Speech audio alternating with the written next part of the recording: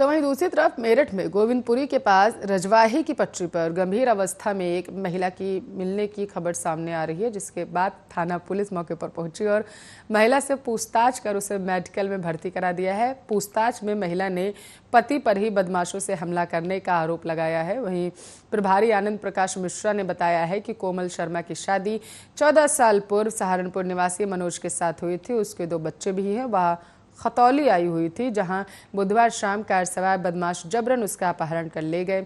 उसने रास्ते में उनसे पूछा कि उसे कहां ले जा रहे हो, तो उन्होंने कहा तुम्हारा पति तुम्हारी हत्या कराना चाहता है, और यहां रजवाहे के पास लाकर उन्होंने ब्लेड से उसकी गर्दन पर वार कर उसे गंभीर रूप से घायल कर दिया। पेशेंट का नाम कोमल शर्मा है। उसकी उम्र लगभग 30-32 साल है। पेशेंट हमारे पास माचरा सीएचसी से रेफर होकर आई है और रहने वाली खतौली की है। पेशेंट ने जो हमें हिस्ट्री थोड़ी बहुत बताई है, जब पेशेंट हमारे पास आई थी बहुत कुछ बताने की स्थिति में नहीं थी, लेकिन जितना उसने हमें बताया है कि उसे गाड़ी में कुछ लोग डालकर ले गए थे। उसके बाद उसकी गर्दन पर चाकू से हमला किया और उसे फेंक दिया गया।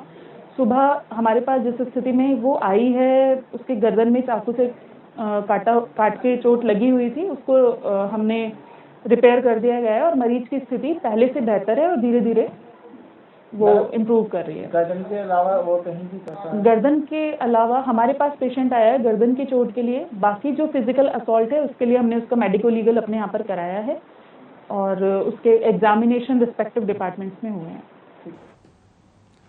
तो वहीं दूसरी तरफ मेरठ में बिजली विभाग में संवेदनशीलता पर तैनात कर्मचारी की कोविड-19 महामारी के कारण ऑन ड्यूटी मृत्यु हो चुकी है, लेकिन उन्हें अभी तक सरकार की ओर से मिलने वाली मुआवजा राशि नहीं मिली है, जिसको लेकर भारतीय जनता पार्टी के महानगर मंत्री दीपक शर्मा पीड़ित परिवार के लोगों के साथ जिलाधिकारी आवास पहुंचे और जल्द से जल्द मुआवजा राशि दिलाने को लेकर जिलाधिकारी को ज्ञापन सौंपा। इस दौरान दीपक शर्मा ने बताया है कि सरकार की ओर से ऑन ड्यूटी लोगों की कोविड-19 के कारण होने वाले मृत्यु पर सरकार की ओर से पीड़ित लोगों को मुआवजा दिया जा रहा है, लेकिन अभी तक इन लोगों को मुआवजा राशि नहीं मिल पाई। इसी संदर्भ में आज हम जिलाधिकारी कार्यालय पहुंचे हैं ताकि सरकार से मिलने वाली मुआवजा राशि इन लोगों को जल्द से जल्द दी जा सके।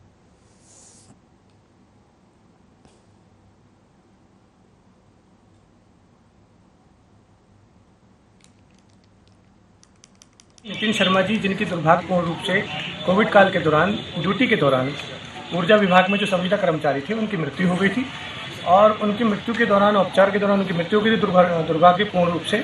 तो सरकार की तरफ से 50 लाख रुपए का एक मुआवजा राशि जिन लोगों की ड्यूटी के दौरान मृत्यु हुई थी उनके लिए तय की गई थी, लेकिन इनको मिल नहीं पा रहा है। जबकि विभाग के अन्य बड़े कर्मचारी जो अधिकारी हैं, अधीक्षण अभियंता हैं, वो लोग जिनकी मृत्यु हुई है उन सबको मुआवजा राशि मिल गई है। ये उनका पुत्र है, ये इनकी पत्नी है। हम सिर्फ ये डिमांड करने आए कि गरीब संविदा कर्मचारी, जब सब योजना सबके लिए बराबर है तो इनको भी न्याय मिलना चाहिए, इनको भी राशि मिलनी चाहिए, जिससे इनका जीवन यापन हो सके, इनके बच्चों का पालन पोषण हो सके। मैनपुरी का रुख करेंगे, जहां पर सुरक्षा का शुभारंभ करने पहुंचे सदर विधायक राजकुमार यादव ने गुरुवार को हरी झंडी दिखाकर जन जागरूकता रैली को रवाना कर दिया। रवाना रैली करते हुए सभी जनता से अपील की है उन्होंने कि यातायात नियमों का पालन अवश्य करें। परिवहन विभाग द्वारा सड़क सुरक्षा सप्ताह का आयोजन किया जा रहा है कि सभी लोगों को यातायात नियमों की जानकारी के लिए जागरूक किया जाए। विभिन्न कार्यक्रमों के जरिए सभी लोगों को जागरूक करने के साथ साथ उनको नियमों का भी पालन कराया जाए। इसके लिए 2 पहिया वाहन चलाते समय सभी लोग हेलमेट का प्रयोग करें और 4 पहिया वाहन गाड़ी चलाते समय सीट बेल्ट अवश्य रूप से लगाएं। अगर ऐसा नहीं करेंगे तो यात्रा नियम तोड़ने वालों के विरुद्ध यातायात पुलिस और यातायात परिवहन विभाग द्वारा चालान काटने की कार्रवाई भी की जाएगी।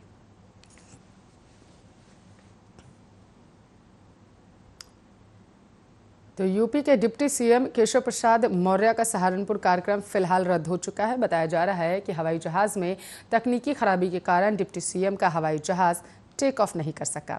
आपको बताते चले कि डिप्टी सीएम को सहारनपुर में 809 करोड़ की 288 परियोजनाओं का लोकार्पण करना था। वहीं अब डिप्टी सीएम वर्चुअल तरीके से कार्यक्रम को संबोधित करके परियोजनाओं का लोकार्पण करेंगे।